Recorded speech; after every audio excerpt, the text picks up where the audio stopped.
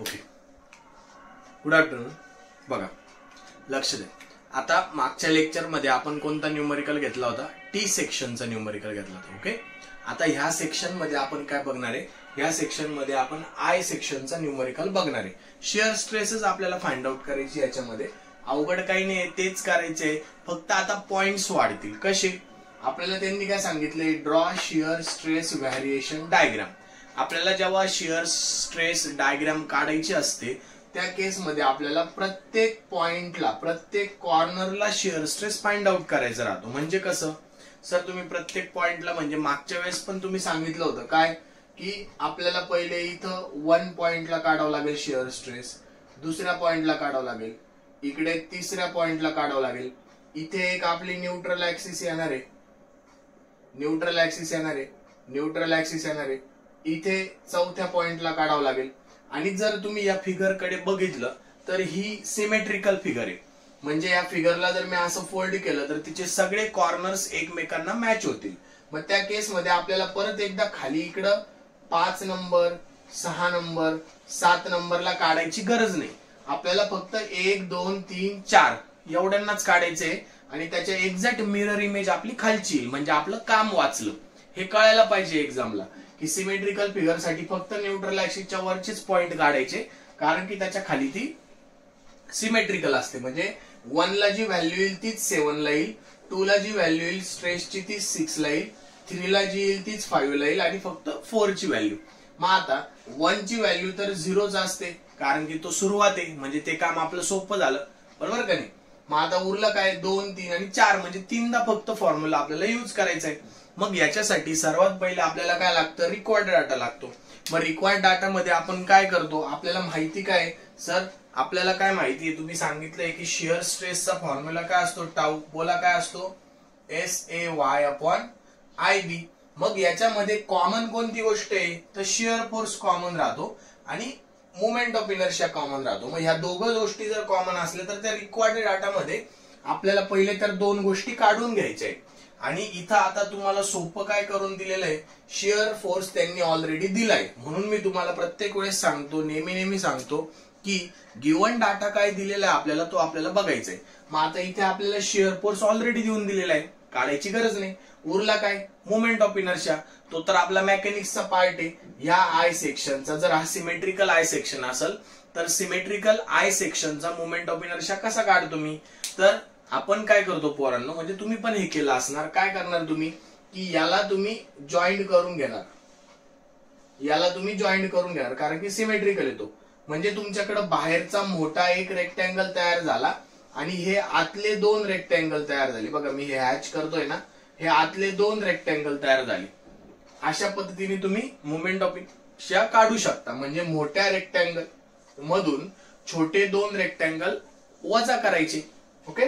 आणि वाय, मग हा कसं झालाय? मोठा रेक्टँगल झालाय ना, मग मोठा रेक्टँगलचा वाय काय येईल? सेमच येणार, बरोबर ना? /2च येणार. म्हणजे हे टोटल /2च करणार. सिमेट्रिकल रेक्टँगल सेक्शनचा सेंटर ऑफ एरिया काय येतो? सेंटर काय येतो? d/2 येतो ना. सिमिलरली इथं 10, 120 आणि 10 म्हणजे 140/2 म्हणजे 70 येणार. तो आपल्याला लागणार नाही, जस्ट सांगतोय मी तुम्हाला. आता आपल्याला मेन महत्वाचं काय? मोमेंट ऑफ इनर्शिया काढणं. मग चला आता तुम्ही पण कॅल्सी घ्या माझ्यासोबत आणि moment of inertia find out करा. बघा लक्ष द्या. आता सर्वात पहिले आपण काय करणार? इथे रिक्वायर्ड डाटा फाइंड आउट करून घेणार. Required data.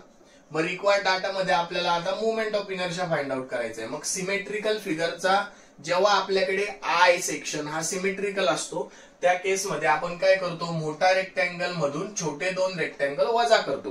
हे आपण मेकॅनिक्स मध्ये शिकलोय. बघा मग आता मोठा रेक्टँगल म्हणजे काय? B मोठा D त्याचा क्यूब /12 मायनस ब्रॅकेट मध्ये 2 इंटू छोटा b इंटू छोटा d चा क्यूब /12. ओके. या गोष्टी आपल्याला इथे सिमेट्रिकल आय सेक्शन साठी कराव्या लागतात. मग आता मोठा बी काय तुमच्याकडे? 100 आहे. मोठा डी काय? 10 प्लस 120 प्लस 10 म्हणजे 140 त्याचा क्यूब /12 मायनस 2 तासाच इंटू. आता बी काय आपल्याकडे छोटा बी. छोटा बी म्हणजे ह्या छोट्या रेक्टँगलचं डिस्टन्स. मग आता हे कसं काढायचं बघा. टोटल तुमच्याकडे किती आहे 100. 100 मधून तुम्ही हे एवढं वजा करायचं. आता हे किती दिलेलं आहे आपल्याला, हे 10 दिलेलं आहे आपल्याला. म्हणजे 100 मधून 10 गेले, जे आन्सर येईल त्याला डिवायडेड बाय 2 करावं लागेल, कारण की हे दोन रेक्टँगल आहे ना. 100 मधून जर 10 गेले, जर जे उत्तर येणार आहे ते हे दोघं मिळून येणार आहे. आपल्याला एकच पाहिजे, म्हणजे इथं काय येईल 100 मायनस 10 डिवायडेड बाय 2. आणि हे पण डिस्टन्स काय येईल छोटा बी 100 मायनस 10 डिवायडेड बाय 2. म्हणजे हा छोटा बी झाला, हा छोटा बी झाला. आणि छोटा डी म्हणजे काय, हे एवढं डिस्टन्स, या छोट्या रेक्टँगलचं डिस्टन्स ते किती दिलं आपल्याला 120. हा झाला छोटा डी. म्हणजे इथं मी काय करतो, 100 वजा 10 किती होतात 90 डिवायडेड बाय 2 किती येणार तुम्हाला बोला. 90 डिवाइड बाय 2 किती येणार 45 इंटू 120 त्याचा क्यूब डिवायडेड बाय 12. मग एकदम सोप्या पद्धतीने आपल्याला सिमेट्रिकल आय सेक्शनचा मोमेंट ऑफ इनर्शिया काढता येतो. बघा लक्ष द्या किती येईल आता बघा.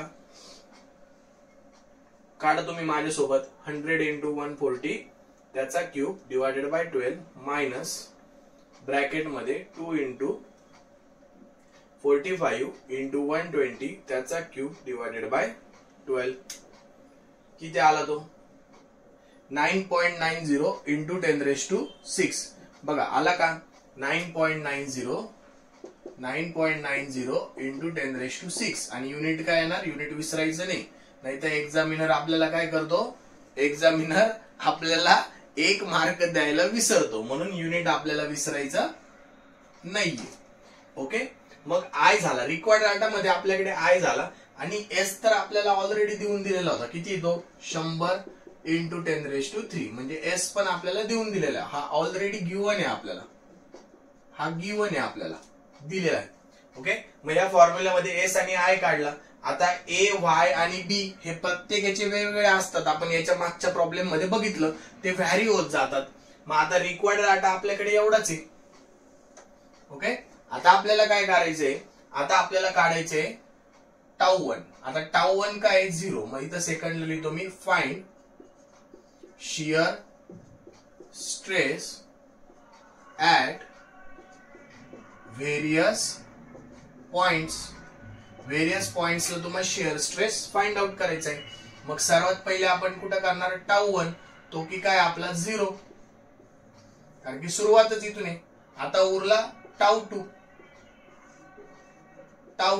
τ2 साठी सेम फॉर्म्युला यूज करायचा आपला. बोला SAY/IB. काय फॉर्म्युला आहे, से आय बी. काय फॉर्म्युला आहे, से आय बी. ओके. मग आता बघा दुसरा पॉइंट आहे ना, हा दुसरा पॉइंट आहे इथे बघा, दिसतोय दुसरा पॉइंट.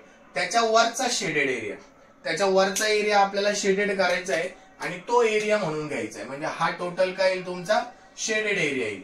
म्हणजे इथं मी आता बघा 1 बाय 1 प्रत्येक गोष्ट लिहून दाखवतो तुम्हाला.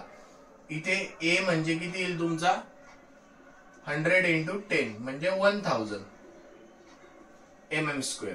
त्याच्यानंतर वाय म्हणजे काय की हा शेडेड एरियाचा सेंटर न्यूट्रल ऍक्सिस पासून किती डिस्टन्स वर आहे. शेडेड एरियाचा सेंटर न्यूट्रल ऍक्सिस पासून किती डिस्टन्स वर आहे. मग आपल्याला न्यूट्रल ऍक्सिस काढायची राहिली ना. सिमेट्रिकल फिगरची न्यूट्रल ऍक्सिस वाय बॉटम आणि वाय टॉप किती येणार तुमचा टोटल डिवायडेड बाय 2 म्हणजे 140/2 म्हणजे किती आला तो 70 mm. ओके. म्हणजे आपल्याकडे टॉप पासून तर न्यूट्रल ऍक्सिस पर्यंतचं डिस्टन्स किती आहे 70. आणि तुम्हाला आता याचा सेंटर काढायचा आहे. या पहिल्या फिगरचा, ही पहिली फिगर, ही दुसरी फिगर, ही तिसरी फिगर. पहिल्या फिगरचा सेंटर हा कितीवर येईल, इकडून 5 येईल, 5 mm येईल 10/2. मला एवढंच डिस्टन्स काढायचंय. माझ्याकडे 70 आहे आणि 5 आहे. मग 70 मधून 5 गेले किती उरतात बोला. वाय किती येईल 70 मायनस 5. बोला बरोबर आहे 65. त्यासाठी कॅल्सी काय यूज करू. 70 वजा 5 किती होता 65 होता. बरोबर. आता आय ची व्हॅल्यू मी काढून घेतली. किती आली ती 9.90 इंटू 10⁶ mm⁴. उरला काय बी. उरला काय बी. मग सांगा मला आता बी काय. ह्या पॉइंटला काय सांगितलं मी तुम्हाला, आपल्याला बी काढायचं असेल तर काय करायचं, त्या पॉइंटला कट करायचं. मग ह्या पॉइंटला पूर्ण कट केल्यावर मी जर वरतून बघतोय त्या पॉइंटला कट केल्यावर वरतून बघतोय तर मला काय दिसतंय किंवा तो सरफेसचा विड्थ किती दिसते मला टोटल 100 दिसते. किती दिसते 100 म्हणजे विड्थ किती लिहितं 100 mm. हा झाला तुमचा या फॉर्म्युल्यासाठी लागणारा रिक्वायर्ड डाटा. मग बस आता काय करायचंय put the value and get the answer. Just आपल्याला व्हॅल्यू पुट करायची. τ2 इज इक्वल टू एस तुमच्याकडे किती आलेला आहे कॉमन येतो किती आहे 100 100 इंटू 10⁻³ एरिया किती आहे 1000 y किती आहे 65 डिवायडेड बाय आय किती आहे 9.90 इंटू 10⁻6 इंटू विड्थ किती आहे 100 म्हणजे τ2 ची व्हॅल्यू तुमची किती आली सांगा कॅल्क्युलेट करून. चला पटकन माझ्यासोबतच कॅल्क्युलेट करायचंय तुम्हाला. τ2 ची व्हॅल्यू किती आली बोला पटकन 100 10⁻³ 1065 9.90 10⁻6 इंटू 100 किती आली 6.56 किती आली 6.56 बोला किती आली व्हॅल्यू बरोबर आली का 6.56 बरोबर यायला पाहिजे न्यूटन पर mm². युनिट विसरायचं नाही. ओके चला कळालं τ2 कळाला आपल्याला. आता τ2 पण आपला आला. आता τ3 काढायचंय. मग आता मला सांगा τ3 मध्ये बदल काय होईल रे एरिया तोच राहील कारण की तिसऱ्या पॉइंटच्या वरचा शेडेड एरिया तोच राहणार आहे. y बार तोच राहील आय तोच राहील फक्त काय चेंज होईल बरोबर बोलला काय चेंज होईल विड्थ चेंज होईल विड्थ चेंज होईल. ही विड्थ इथं 100 आहे ना 2 ला 100 होती पण 3 ला किती झाली ही 3 ला किती झाली विड्थ 10 झाली. ओके म्हणजे बघा आता मी इथं काय लिहितो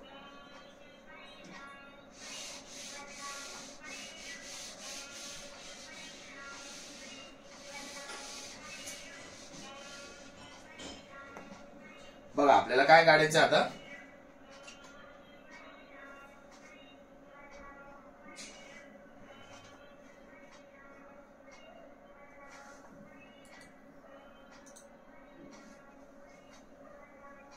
τ3 काढायचं आपल्याला. τ3 साठी सेम फॉर्म्युला SA/YIB. मग S तोच राहील आपला 100 इंटू 10⁻³ एरिया पण तोच राहील आपला 1000 कारण की तिसऱ्या पॉइंटच्या वरचा शेडेड एरिया तोच राहणार आहे चेंज नाही होणार. y पण तोच राहील आपला किती घेतला होता 65 डिवायडेड बाय आय तर सगळ्यांसाठी कॉमन आहे 9.90 इंटू 10⁻6 उरला काय विड्थ. आता फक्त विड्थ काय येणार इथली एवढीच विड्थ येईल. एवढी विड्थ किती ही एवढी विड्थ किती आहे 10 mm. विड्थ काय फक्त 10 mm. वाटल्यास तुमच्यासाठी मी वेगळ्या पेनाने मार्क करतो. विड्थ काय लिहिता फक्त 10 येणार आहे. ओके मग करा आता कॅल्क्युलेट. फक्त खालचा चेंज होईल तुमचं विड्थ चेंज होईल 65.65 याचा आन्सर किती आला τ3 चा τ3 आला तुमचा 65.65 65.56 सॉरी न्यूटन पर mm². ओके ऐकायला सोपं τ3 झाला. आता उरला काय फक्त τ4 उरला. ओके मग आता τ4 काढण्यासाठी पोरांनो आपल्याला काय करायचंय बघा. आता उरला काय τ4 मी इथं लिहितो बघा. आता नेक्स्ट आपल्याला τ4 कॅल्क्युलेट करायचं. परत एकदा सेम फॉर्म्युला SA/YIB. पण आता काय करायचंय तुम्हाला हा जो चौथा पॉइंट आहे ना हा जो चौथा पॉइंट आहे ना त्याच्या एक तर वरचा टोटल सेक्शन घ्यायचा नाही तर खालचा घ्यायचा. आता काय आहे आता दोघं पण सिमेट्रिकल आहे. मग तुम्ही वरचा घ्या खालचा घ्या काय फरक पडत नाही. तर मी काय करतो ह्या पॉइंटचा वरचा सेक्शन घेतो बघा. हा इकडे चौथा पॉइंट आहे 4 नंबरचा बरोबर त्याच्या वरचा सेक्शन मला घ्यायचा आहे. त्याच्या वरचा सेक्शन घेतोय त्याच्या सगळ्या डिटेल्स इथं टाकून घेतो 100 mm त्याच्यानंतर 10 mm त्याच्यानंतर 10 mm आणि ही टोटल चौथा पॉइंट कुठे आहे न्यूट्रल ऍक्सिस वर आहे ना. हा चौथा पॉइंट न्यूट्रल ऍक्सिस वर आहे ना. न्यूट्रल ऍक्सिसचं डिस्टन्स किती आहे 70 mm. मग जर हे 70 असेल तर हे किती येईल 70 वजा 10 बरोबर बोललात 60 mm. ओके म्हणजे आपल्याकडे आता ही फिगर झाली आणि ही फिगर झाली. आता आपल्याला काय काढायचंय, आता याचा एरिया पण वेगळा काढायचा, याचा सेपरेट एरिया काढायचा, याचा सेपरेट वाय बार काढायचा. आय आपला तोच राहील आणि विड्थ आपली 10 mm तीच राहणार आहे. कळाल? आता मी इथं काय करतो, परत आपल्याला टाऊ लिहून घेतो, कारण की परत आपले टाऊ गायब होऊन जातात, आपल्याला डायग्राम काढता येत नाही. बघा इथं लिहितो मी.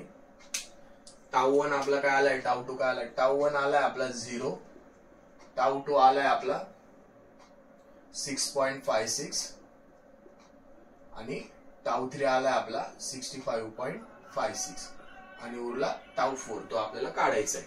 ओके, चला लक्ष द्या. आता हे कळालं का? चौथ्या पॉइंटच्या एक तर टोटल वरची फिगर घ्यायची, नाही तर खालची फिगर घ्यायची, तर मी वरची घेतली. ओके, मग आता बघा याच्यात आपल्याला काय काय काढायचंय.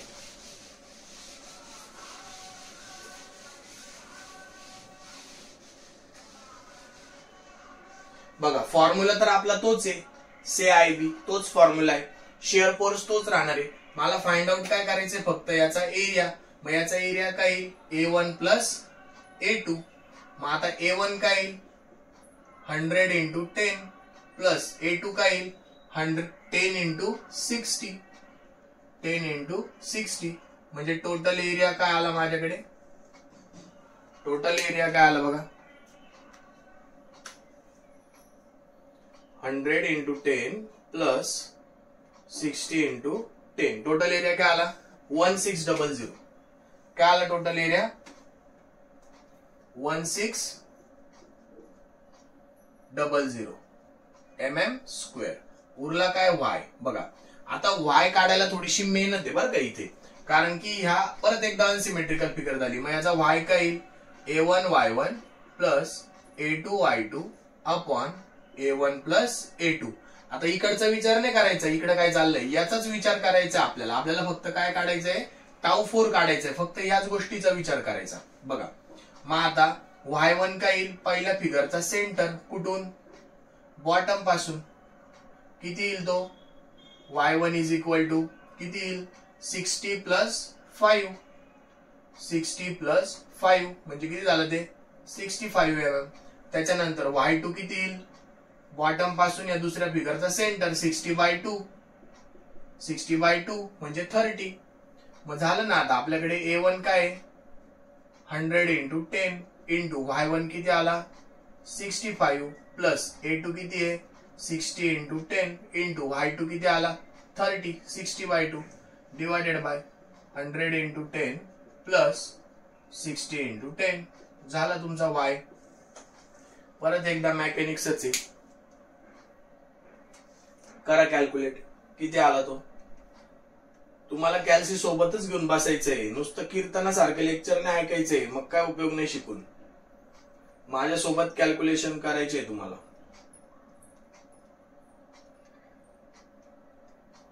किती आलं उत्तर 51.87 आलं का बघा, 51.87 आलं का बघा, 51.87.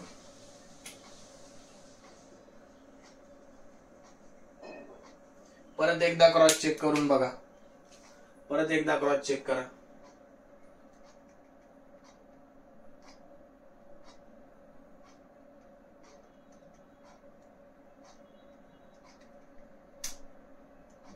$51.87 बरोबर आहे.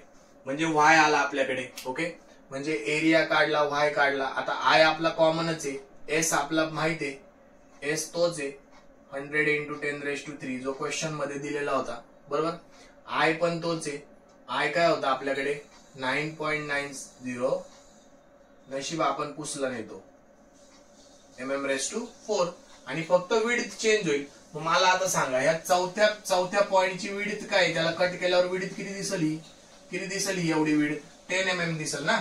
म्हणजे विड्थ किती 10 mm. मग tau 4 is equal to 100 into 10⁻³ into 1600 into 51.87 divided by 9.90 into 10⁻6 into width काय 10 mm. मग टाऊ 4 ची व्हॅल्यू काय आली सांगा.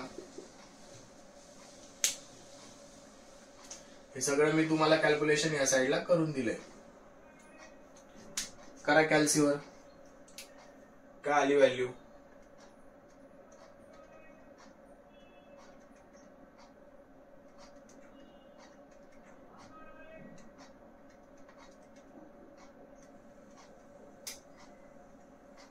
83.83 काय व्हॅल्यू आली तुमची 83.83 न्यूटन पर mm स्क्वेअर 83.83 न्यूटन पर mm स्क्वेअर. ओके कळालं संपलं. मग बाकीचं 5, 6 आणि 7 हे सेमच आहे, तिथं आपल्या डोकं लावायची गरज नाही. एवढा सिंपल असतो. म्हणजे जर सिमेट्रिकल फिगर आली तर फार सिंपल आहे तुम्हाला काढायला. आता जस्ट लास्टला काय राहिले तुम्हाला शिअर स्ट्रेस डायग्राम राहिली. तर मी काय करतो आता ह्याच डायरेक्ट डायग्रामचे प्रोजेक्शन घेतो पुढं आणि शिअर स्ट्रेस डायग्राम कॅल्क्युलेट करतो. आपण टाऊ लिहिलेले सगळे, आपल्याला फक्त शिअर स्ट्रेसच लागणार होते ते लिहिलेले आपण सगळे.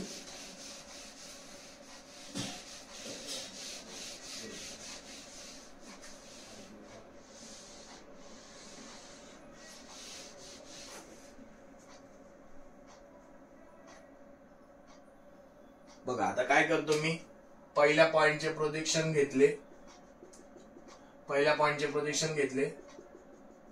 दुसऱ्या पॉइंटचे घेतले, तिसरा पॉइंट त्याच्यावरच होता, चौथ्या पॉइंटचे न्यूट्रल ऍक्सिसचे प्रोजेक्शन घेतले, पाचवा आणि सहावा पॉइंट एकाच याच्यावर आहे आणि सातवा पॉइंटचे प्रोजेक्शन घेतले. आता काय करायचं आपल्याला एक 0 0 वाली सरळ लाईन ड्रॉ करायची. ओके एकदम सोपं आहे काढणं. 0 0 वाली सरळ लाईन ड्रॉ करायची. आता टाऊ 1 काय 0, टाऊ 7 काय 0. ओके मला फक्त अर्धी डायग्राम काढायची, त्याच्या खाली त्याची मिरर इमेज येणार आहे डायरेक्ट. मग आता टाऊ 2 ची व्हॅल्यू किती आली बघा. टाऊ 2 ची व्हॅल्यू तुमच्या याच्यात बघा चेक करा 6.65 आली. मग मी काय करणार इथं असं कर्व करून इथं जाणार 6.65 न्यूटन पर mm स्क्वेअर. आता 3 पॉइंट हा त्याच लाईनीवर आहे, फक्त टाऊ 3 ची व्हॅल्यू काय जास्त आली 65.56. म्हणजे मी याला काय करणार इथं वाढवणार, त्याच लाईनवर पुढे वाढवणार आणि तिथली व्हॅल्यू काय देणार 65.56 न्यूटन पर mm स्क्वेअर. ओके 6.56.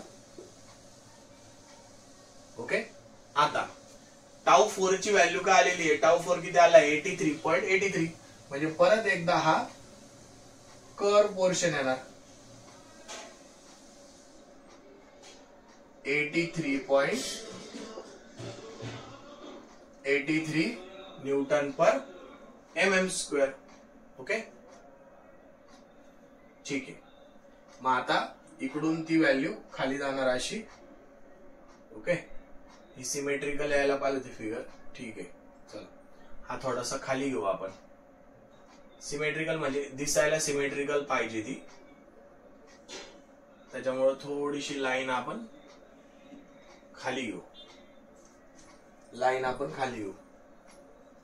म्हणजे सिमेट्रिकल दिसेल ती. सिमेट्रिकल दिसायला पाहिजे आपली फिगर.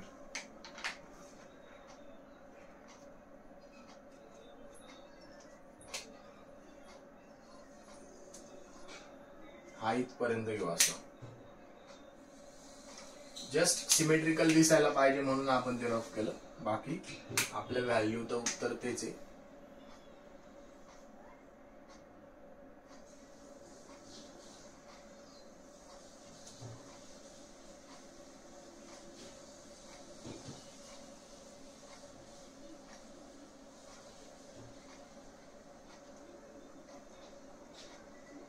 कारण की त्या सेम व्हॅल्यू येतात ना.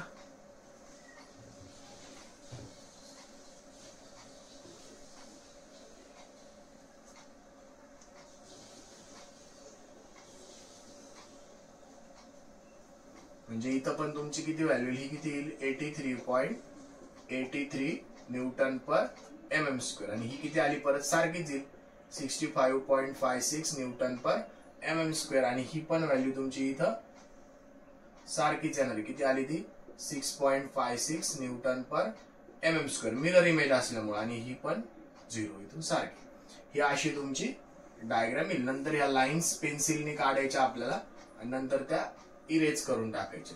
ही झाली तुमची शियर स्ट्रेस डिस्ट्रीब्युशन किंवा व्हॅरिएशन, एकच शब्द असतो तो डायग्राम. ओके कळालं ठीक आहे.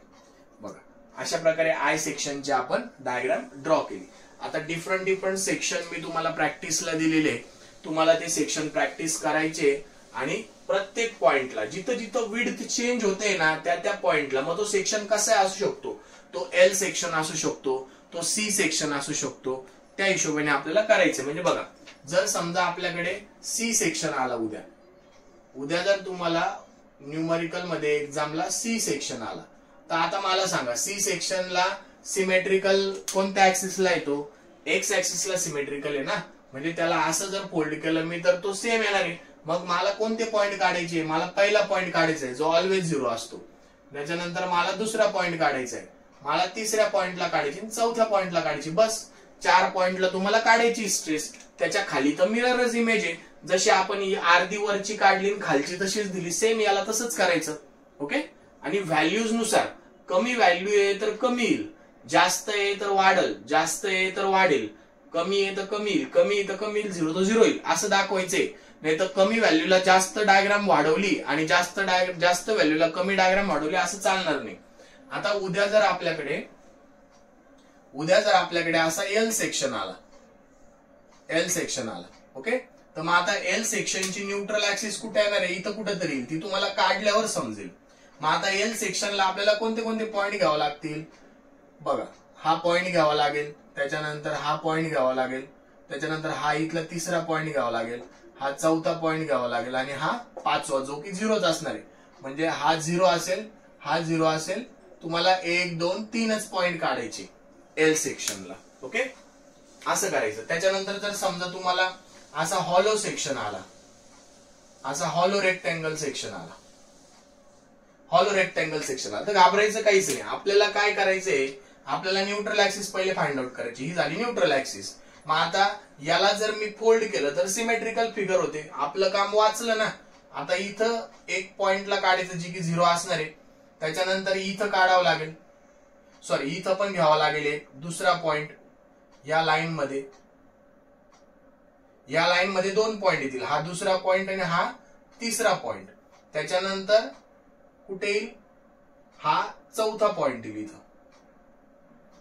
इथं चौथा पॉइंट येईल आणि इथं 5वा पॉइंट येईल. असे 5 पॉइंट तुम्हाला काढावं लागतील. फक्त इथं चेंज का होईल, इथं तर 0च राहणार आहे. इथं तुमची दुसऱ्या पॉइंटला विड्थ काय येईल, ही टोटल असणार आहे, ही दुसऱ्या पॉइंटला विड्थ येणार आहे. तिसऱ्या पॉइंटला विड्थ काय येईल, ही एवढीच येईल.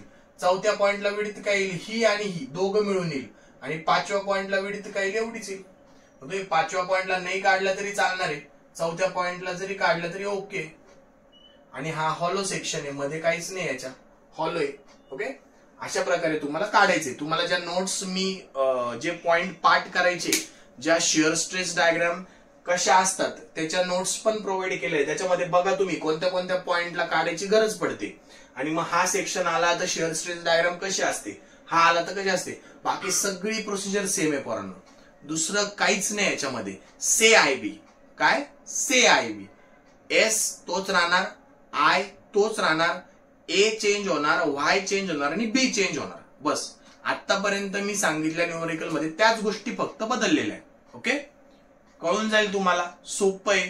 प्रॅक्टिस करा, मला विचारा, मी तुम्हाला सांगतो काही डाऊट असेल तर. ओके, ठीक आहे, चला थांबू. मग नेक्स्ट लेक्चरला आपण आता ह्याच युनिट मध्ये तुम्हाला स्लोप अँड डिफ्लेक्शन एक टॉपिक टाकलेला आहे. नेक्स्ट व्हिडिओ मध्ये, नेक्स्ट लेक्चर मध्ये आपण स्लोप अँड डिफ्लेक्शनचा तो टॉपिक क्लिअर करून घेऊ. तो पण अतिशय सोपा आहे. आपल्याकडे स्टँडर्ड स्टेप्स आहे, त्या फक्त तुम्हाला फॉलो करायच्या आहे, बाकी काहीच करायचं नाही. ओके, चला बाय बाय.